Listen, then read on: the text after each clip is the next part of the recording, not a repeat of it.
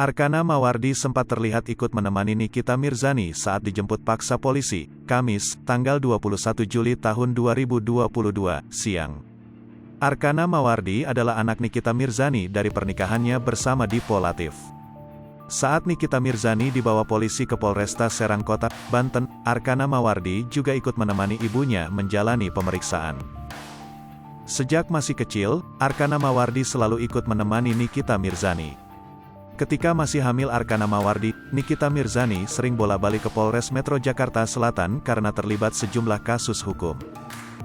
Saat menjalani pemeriksaan di Polresta Serang Kota, Fahmi Bahmid mengajukan permohonan kepada penyidik supaya Nikita Mirzani tidak ditahan.